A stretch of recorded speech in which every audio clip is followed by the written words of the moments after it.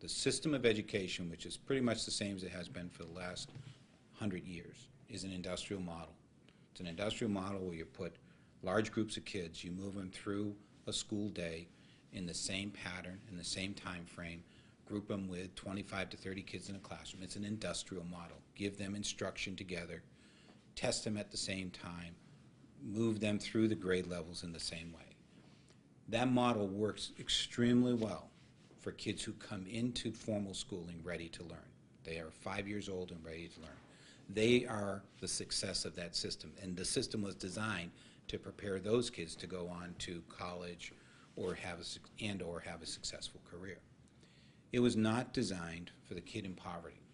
You got to understand there's a formula that we have really adhered to traditionally in this country and in most countries. There's three aspects of raising a child successfully and preparing them for life. There's a schooling process, there's a community effect, and there's a home effect. When the home effect and the community effect in the school are all positive, when there's positive impacts there from home, community, and school, there is significantly a high degree of success in that child becoming a productive adult for life, when home, community, and school are all aligned. When any one of those three is missing, the probability of success dramatically reduces. But when only one might be present, for instance, can school reverse the effects of home and community? No. School alone cannot reverse the effects of home and community. Kids who live in poverty, their first 4 years of life, they have a remarkably different context than a child born into a household that is above the poverty line. Remarkably different context. From the access to resources that help early learning development, from the experiences that parents have to share with their child, to the ability to reach out and engage the broader community in the educational development of that child. The gap between children in poverty and children not in poverty in the first 4 years of life is significant. Then they come into school with that gap. School can have some effect, close the gap slightly, but can never eliminate the gap. There is research upon research. It shows that that gap that exists at 4 years old never gets removed. So what about programs like Head Start? And we talked about this. How, from the layperson's perspective, programs like that were designed to help bridge that gap?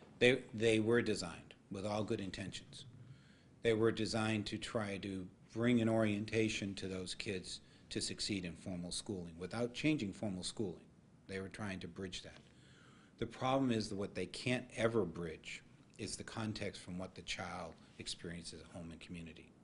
And rather than trying to overcome it by creating a more formal supportive structure in school, we have to understand that context. It's one of the things that Ruby Payne has said for years about educating children in poverty is different.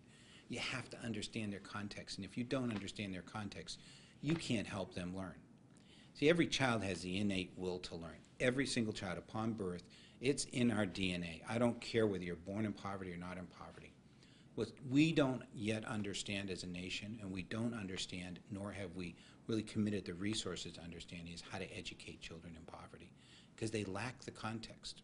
A recent study out of Chicago about there's a proposed 30 million word gap between children in poverty and children not in poverty by the time they reach kindergarten. 30 million words they'll hear less. When you think about, educated parents, when a baby's born, they start reading that baby in the first week.